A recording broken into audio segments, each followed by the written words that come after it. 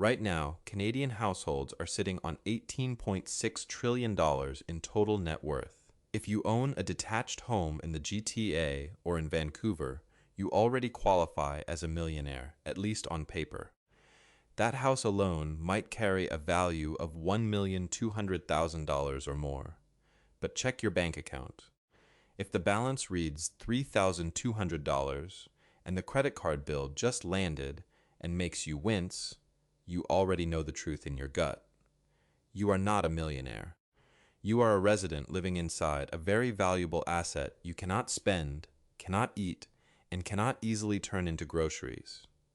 Here's the part that surprises people. The moment you take the roof off the calculation, the number of real Canadian millionaires collapses. We're calling this the home equity trap, and it usually means somewhere between $400,000 and $600,000 of your net worth sits locked behind property tax bills, maintenance costs, and a brick wall you built with your own hands. The standard advice is always the same: just downsize, sell the big house, buy something smaller, and free up the cash. Nobody tells you about the hidden cost that advice ignores, and it has nothing to do with money. I've watched people follow that advice and end up poorer in the ways that matter most, even with more cash sitting in the bank. In the next few minutes, I'm going to walk you through the real math behind how many Canadians are actually liquid millionaires once you take the house out of the equation. And more importantly, I'll show you the specific mechanism that lets you unlock that trapped equity without selling your home and without moving to a town where you don't know a single neighbor.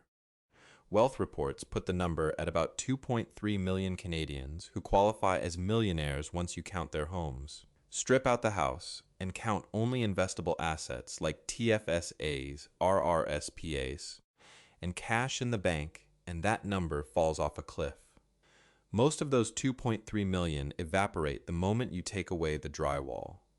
The number that actually surprises people isn't how many fall off that list. It's how close some of them come to disqualifying themselves while still living in a fully paid off house worth well over $1 million.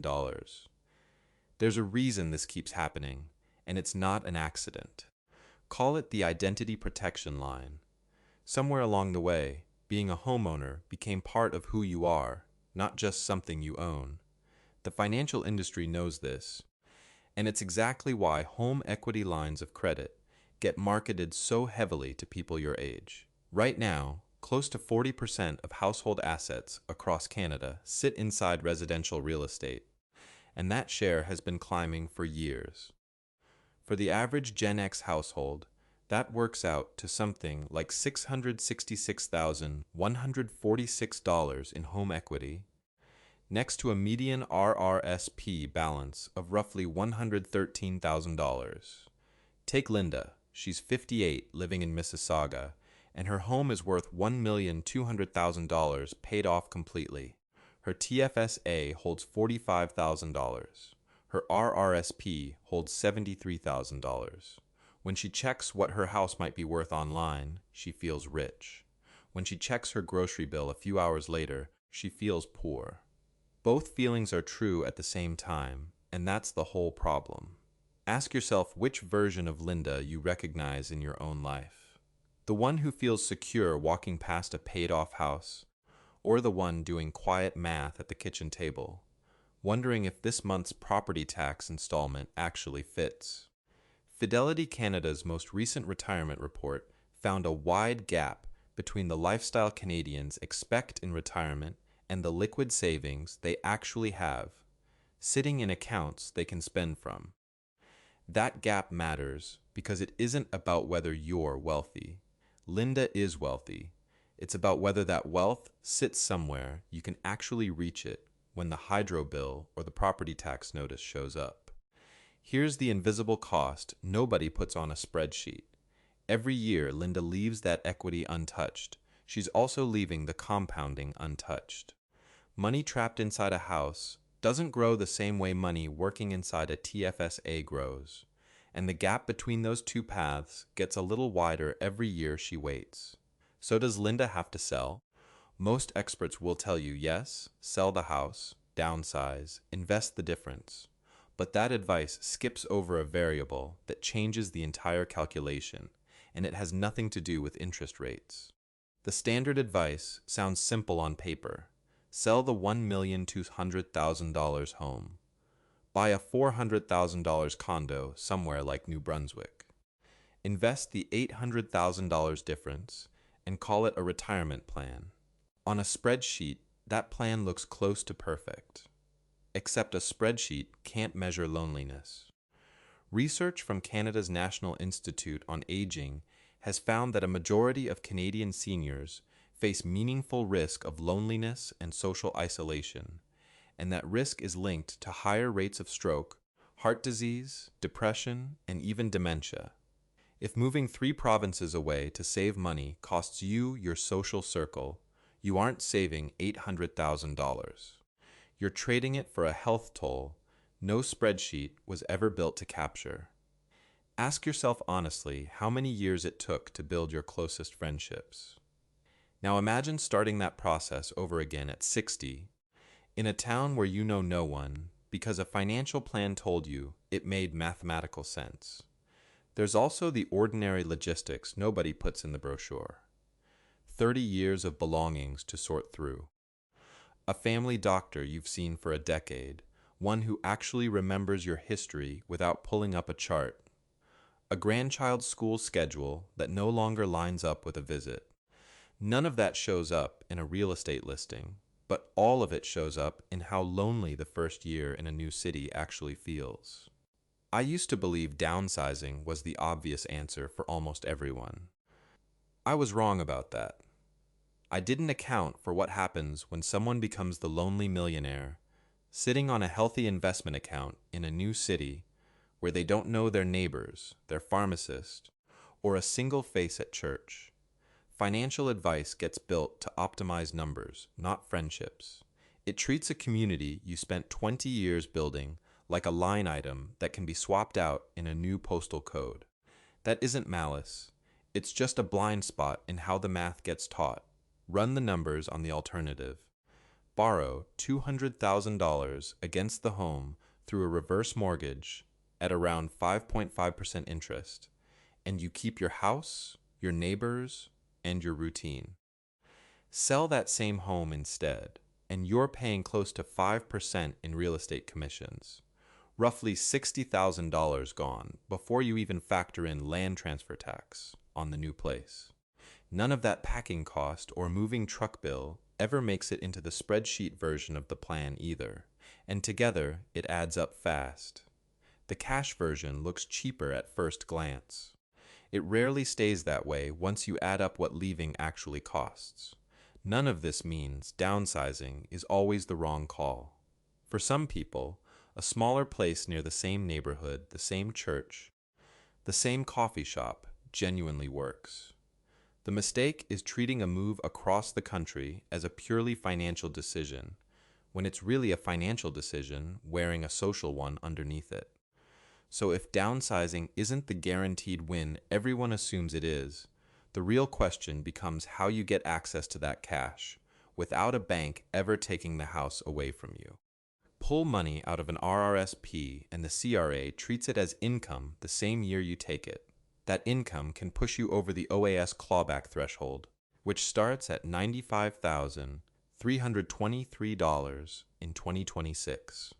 Cross that line and the government starts taking back 15 cents of every dollar above it from your old age security payment. Borrow against your home equity instead, and none of that happens.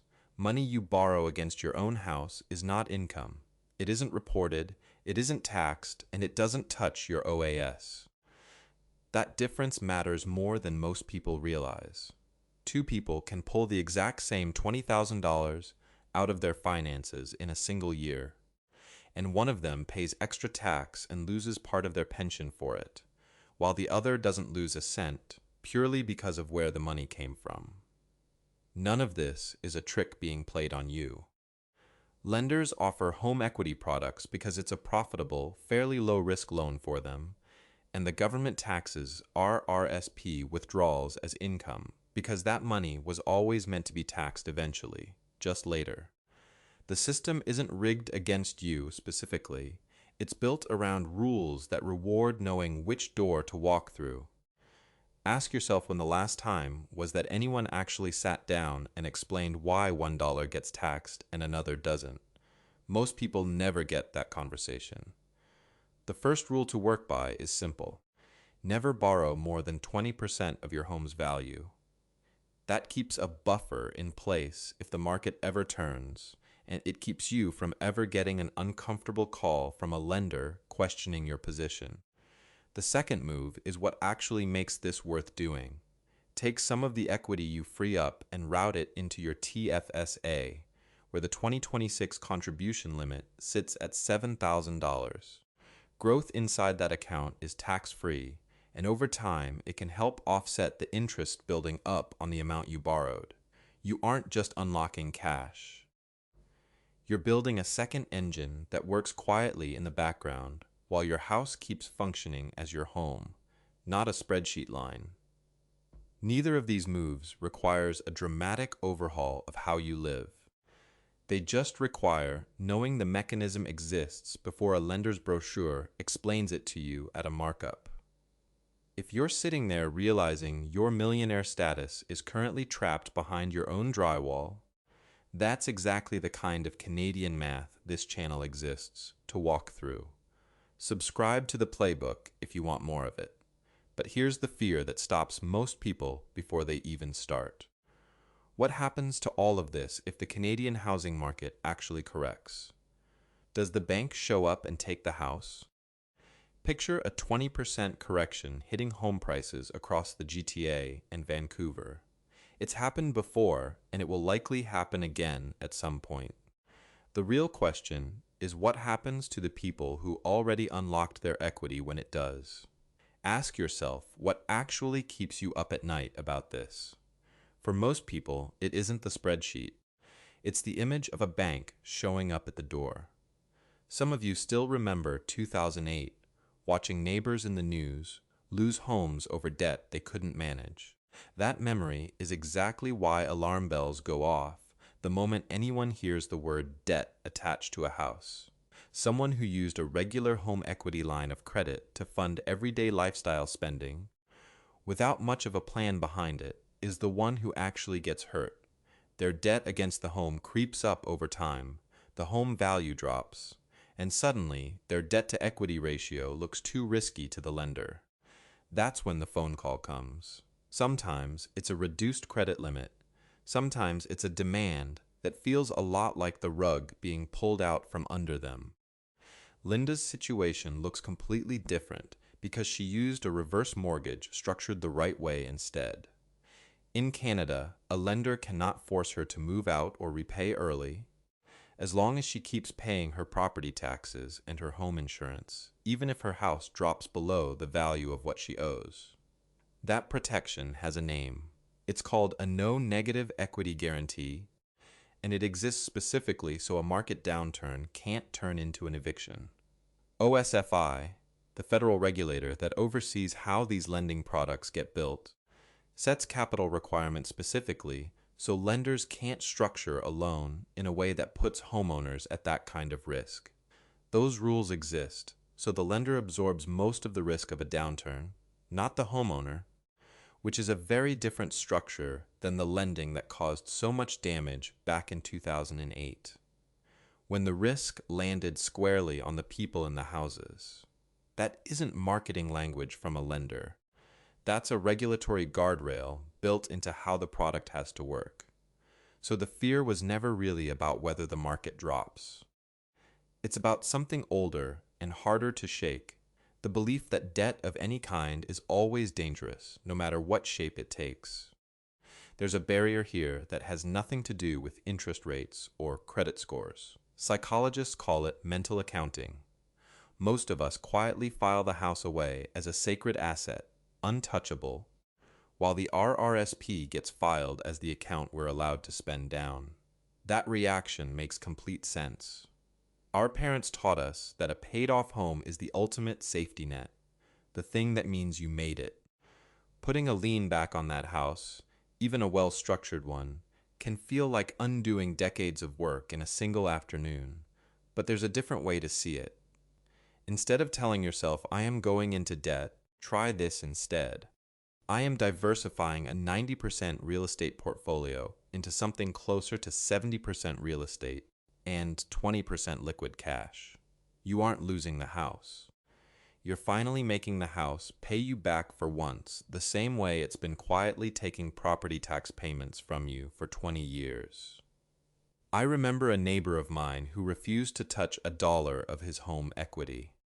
He ate canned soup most nights toward the end because he wanted to leave the house free and clear for his kids. His kids didn't want the house free and clear. They wanted him to be able to afford a flight out to see them twice a year. Ask yourself honestly whether your kids have ever actually asked you to leave the house untouched. Most of the time, that expectation lives entirely in your own head, not in a conversation you've actually had with them. The house was always going to need a new roof, a new furnace, or a foundation repair eventually anyway. Treating it as untouchable doesn't protect it from that reality. It just delays when you deal with it, and delays it on your terms instead of the house's. Ask yourself honestly who the paid-off house is actually protecting. Sometimes it's protecting your kids' inheritance. Sometimes it's protecting your own fear of ever needing to ask for help. Those are two very different things, and only one of them is really about your children. Being an actual millionaire, once you take the house out of the count, is genuinely rare in Canada. But being what we've been calling a paper millionaire isn't a trap by itself. It only becomes one if you never learn the mechanism sitting right underneath your own roof. That gap between paper wealth and liquid wealth isn't a flaw in your decisions. It's a flaw in how traditional advice measures success, treating the roof over your head as if it were identical to cash sitting ready in an account. You don't have to sell the house. You don't have to move to Manitoba or anywhere else to make this work. You just have to stop treating your home like a museum you happen to live inside, and start treating it like the pension it's actually capable of becoming. If this kind of Canadian math, the CRA rules, the ESDC rules, the details that actually shape what your 60s look like, is useful to you, subscribe to Brian's Canadian Retirement Playbook. There's more of it coming, built the same way this one was, around real numbers instead of vague reassurance. Ask yourself one last question before this video ends. If nothing about your accounts changes, but everything about how you understand them changes, does your retirement still feel as tight as it did an hour ago? Retirement was never really about the number attached to your home's estimated value. It's about how much of your wealth you can actually reach the moment you need it.